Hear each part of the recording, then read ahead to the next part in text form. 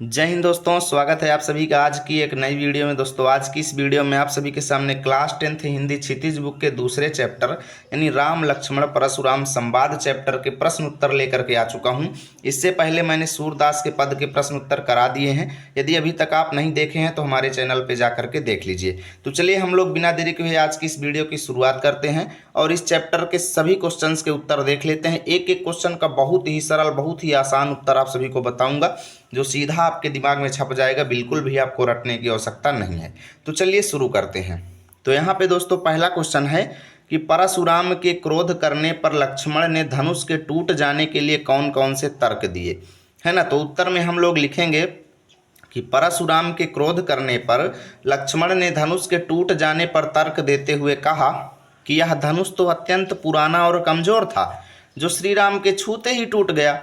इसके अलावा उन्होंने यह भी कहा कि भाई राम ने तो इसे नया समझ करके छुआ था, परंतु यह छूने भर से ही टूट गया, तो इसमें उनका क्या दोष है।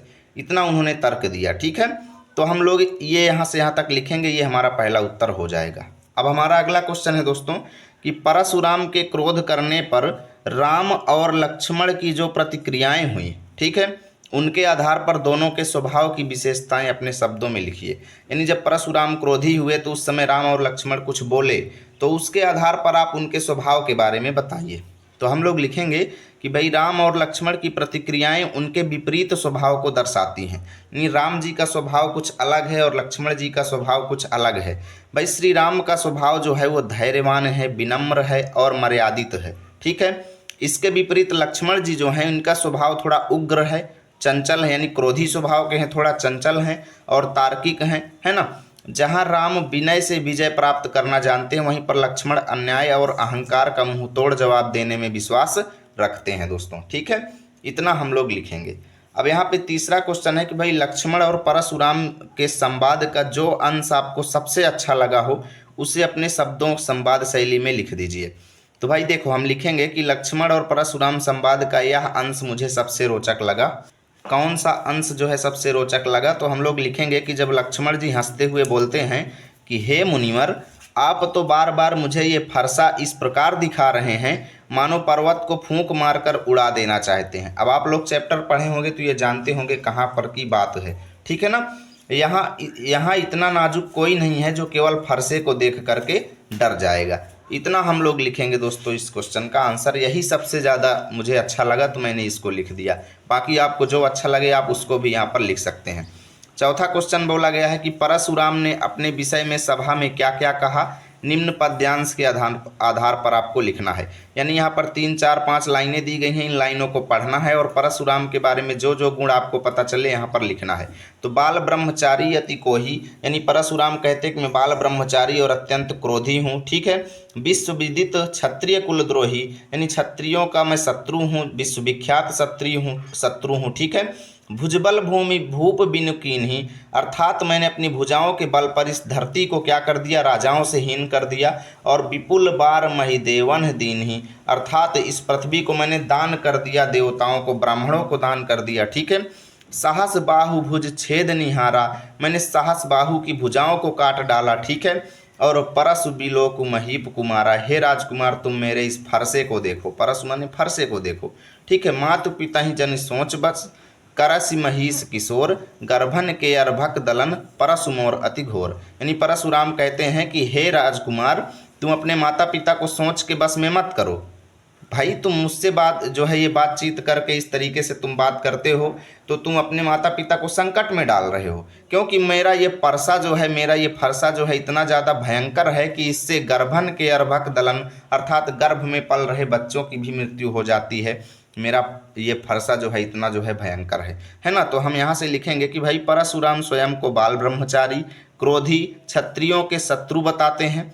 वे कहते हैं कि उन्होंने कई बार पृथ्वी को क्षत्रियहीन करके ब्राह्मणों को दान दिया और सहस्त्रबाहु की भुजाएं काट दिया। ठीक है, वे लक्ष्मण को अपने फरसे की शक्ति दिखाकर उन्हें माता पिता को संकट में ना डालने की चेतावनी देते हैं। इतना हम लोग लिखेंगे। पांचवा क्वेश्चन है कि भाई लक्ष्मण ने वीर योद्धा की क्या क्या विशेषताएं बताई। तो हम लोग लिखेंगे कि लक्ष्मण ने वीर योद्धा की विशेषताएं बताते हुए कहा कि सच्चा वीर वही है जो रणभूमि में शौर्य दिखाए, ताकत दिखाए, अपना पराक्रम दिखाए व्यर्थ में क्रोध ना करे और ना ही डींग मारे। डींग ना मारने का मतलब है कि भाई व्यर्थ में अपनी प्रशंसा खुद ही ना करे, है ना। भाई देखो, सच्चा वीर वो है जो रण क्षेत्र में जा करके अपनी प्रशंसा खुद से नहीं करता, यानी डींग नहीं मारता। तो डींग मारने का मतलब है कि अपनी ही झूठी प्रशंसा, यानी अपनी प्रशंसा बढ़ा चढ़ा करके करना, है ना। तो सच्चा वीर पुरुष जो होता है वो धैर्यवान होता है, विनम्र होता है और संयमी होता है, तथा अपने पराक्रम से ही अपनी वीरता सिद्ध करता है, ना कि केवल शब्दों से। इतना हम लोग लिखेंगे। अब छठवां क्वेश्चन आप सभी के सामने आ चुका है दोस्तों कि साहस और शक्ति के साथ विनम्रता हो तो ज़्यादा बेहतर है। इस कथन पर अपने विचार लिखिए। तो देखो दोस्तों, साहस और शक्ति व्यक्ति को सक्षम बनाते हैं, लेकिन विनम्रता उन्हें श्रेष्ठ बनाती है। विनम्र व्यक्ति अपनी ताकत का सही उपयोग करता है और दूसरों का सम्मान करता है।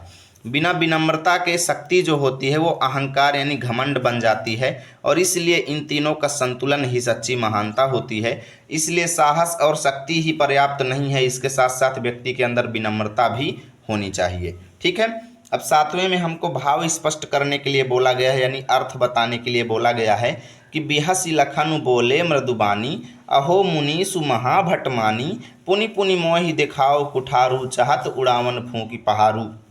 अर्थात लक्ष्मण हंसते हुए बोले मीठी वाणी में कि हे महर्षि या हे मुनिवर, आप सुनिए मेरी बात को, कि पुनि पुनि मोहि दिखाओ कुठारू, अर्थात बार बार मुझको आप अपना ये फरसा दिखा रहे हैं। चाहत उड़ावन फूंकी पहारू, ऐसा लग रहा है जैसे आप फूंक करके पहाड़ को उड़ा देना चाहते हैं। तो भाव में हम लोग लिखेंगे कि लक्ष्मण जी परशुराम पर व्यंग कसते हुए कोमल वाणी में बोले, हे मुनिवर, आप तो मुझे बार बार अपना फरसा दिखाकर डरा रहे हो। ऐसा लग रहा है जैसे आप पर्वत को फूंक मारकर उड़ा देना चाहते हो, अर्थात आपके इस फरसे को देखकर मैं नहीं डरने वाला। ठीक है।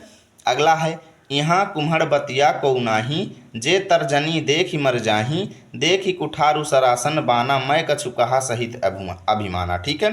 तो यहाँ पर लक्ष्मण जी कहते हैं कि यहाँ कुम्हड़ बतिया को नाही। कुम्हड़ बतिया का मतलब होता है दोस्तों छोटा सा फल। जैसे छोटा सा फल जो तर्जनी यानी अंगुली दिखाने से क्या होता है, क्या होता है दोस्तों, खराब हो जाता है या कह लो मर जाता है। जब कोई फल फलता है तो उसको लोग बोलते हैं कि इसको अंगुली नहीं दिखाना, नहीं तो ये मर जाएगा, है ना। देहातों में ज़्यादातर ऐसा कहा जाता है। तो कुम्हड़ बतिया का मतलब आप सीधा आप लिख सकते हो नाजुक। ठीक है ना। तो यहाँ पर लक्ष्मण जी कहते हैं यहाँ पर इतना नाजुक कोई नहीं है जो आपके केवल तर्जनी अर्थात फरसे को देख करके मर जाएगा। ठीक है। तर्जनी का मतलब होता है अंगुली दोस्तों, है ना। लेकिन यहाँ पर अगर हम जो है कुम्हड़ बतिया के संदर्भ में लेंगे तो तर्जनी लिखेंगे, और अगर नाजुक के संदर्भ में लेंगे तो अंगुली लिखेंगे। देखिए, देखी कुठारू सरासन बाना, मैं कछु कहा सहित अभिमाना, अर्थात मैंने आपके कुठार को देख लिया है और इसकी जो है क्षमता है उसको भी मैंने समझ लिया है। तो भाव में हम लोग लिखेंगे कि लक्ष्मण जी कहते हैं कि हे मुनिवर, मैं कोई कुम्हड़ बतिया अर्थात एक प्रकार का बहुत ही कोमल फल जो तर्जनी उंगली दिखाने से भी मुरझा जाता है नहीं हूँ। ठीक है। जो आपकी धमकी से डर जाऊंगा। मैंने आपके फरसे, धनुष बाण और आपके पराक्रम को भी क्या कर लिया है, देख लिया है। ठीक है। अब यहाँ पर आठवां क्वेश्चन है दोस्तों कि पाठ के आधार पर तुलसी के भाषा सौंदर्य पर 10 पंक्तियाँ लिखिए। तो हम लोग लिखेंगे कि तुलसीदास के भाषा सौंदर्य पर 10 पंक्तियाँ इस प्रकार हैं। पहला नंबर कि तुलसीदास की भाषा अत्यंत सरल, सहज और प्रभावशाली है। दूसरा नंबर कि उन्होंने अवधी भाषा का सुंदर प्रयोग किया है। अगला पॉइंट, उनकी भाषा में भावों की गहराई और स्पष्टता दिखाई देती है। अलंकारों का स्वाभाविक और सुंदर प्रयोग हुआ है। संवाद शैली जो है वो जीवंत और आकर्षक है। शब्दों का चयन जो है वो प्रसंग के अनुकूल है। उनकी भाषा में भक्ति और मर्यादा का भाव झलकता है। लोक भाषा का प्रयोग इसे जन सामान्य के निकट लाता है। ठीक है। भाव और भाषा का सुंदर सामंजस्य देखने को मिलता है। उनकी भाषा हृदय को सीधे स्पर्श करती है। तो इतने गुण हम लोग लिख देंगे। आप लोग बाकी कुछ बना बना करके भी एडवांस लिख सकते हैं। 10 ही लिखने हैं, आप अपने से बना बना करके भी लिख सकते हैं। नौवा है कि भाई इस पूरे प्रसंग में व्यंग का अनूठा सौंदर्य है। यानी इस चैप्टर को जब हम पढ़ते हैं तो मज़ा बहुत आती है, यानी व्यंग इसमें बहुत ज़्यादा भरा हुआ है। तो भाई उदाहरण के साथ स्पष्ट करो, है ना। तो हम लोग लिखेंगे कि इस प्रसंग में लक्ष्मण जी के संवाद जो हैं वो व्यंग से भरे हुए हैं, जो परशुराम के क्रोध को क्या कर देते हैं और ज़्यादा बढ़ा देते हैं। उदाहरण के लिए उदाहरण भी पूछा गया है कि उदाहरण के साथ बताओ। तो उदाहरण के लिए कि जब लक्ष्मण जी कहते हैं कि पुनि पुनि मोहि दिखाओ कुठारू, चाहत उड़ावन फूंकी पहारू, यानी कि तुम मुझे बार बार जो है फरसा दिखा रहे हो, ऐसा लग रहा है जैसे पर्वत को फूंक करके उड़ाना चाहते हो। तो यहाँ पर वो परशुराम की शक्ति को फूंक बताते हैं और स्वयं को पहाड़ बता करके उनकी वीरता का क्या करते हैं, उपहास यानी मजाक उड़ाते हैं। और इसी तरह जब धनुष टूट गई तो धनुष टूटने पर उसे उन्होंने पुरानी धनु ही कह करके उनके अहंकार पर तीखा कटाक्ष किया है, परशुराम जी के अहंकार पर। ठीक है, चलिए अब हम लोग आ चुके हैं 10वें क्वेश्चन पर। यहाँ पर बोला गया है कि भाई इन पंक्तियों में प्रयुक्त अलंकार आप पहचान करके लिख दो। तो बालक बोली बधाओ नहीं तो ही, यहाँ पर आप देखें तो बा बा बा बार बार आ रहा है, तो यहाँ पर हम लिख देंगे कि बा वर्ण की आवृत्ति होने से यहाँ पर अनुप्रास अलंकार है। यानी जहाँ पर एक ही वर्ण बार बार आता है तो वहाँ पर अनुप्रास अलंकार होता है, याद रखिएगा। अगला है कोटि कुलिस सम बचन तुम्हारा। तो यहाँ पर देखो का की आवृत्ति हुई, तो यहाँ पर कोटि कुलिस में हम लिख देंगे का वर्ण की आवृत्ति से अनुप्रास अलंकार। और सम शब्द आ गया, इसका मतलब कि कोटि कुलिस सम वचन तुम्हारा, अर्थात लक्ष्मण जी का वचन जो है वो कुलिस माने वज्र के समान है। तो हम लिख देंगे कि यहाँ पर उपमा अलंकार है, क्योंकि भाई परशुराम जी की वाणी को वज्र के समान कठोर बताया गया है। ठीक है, तो यहाँ से दोस्तों ये चैप्टर खत्म हुआ। यदि वीडियो अच्छी लगी तो लाइक करें, दोस्तों के पास शेयर करें, साथ ही हमारे चैनल को भी सब्सक्राइब कर लें ऐसे ही वीडियो पाने के लिए। मिलेंगे आप सभी के साथ अगली वीडियो में, तब तक के लिए जय हिंद जय भारत।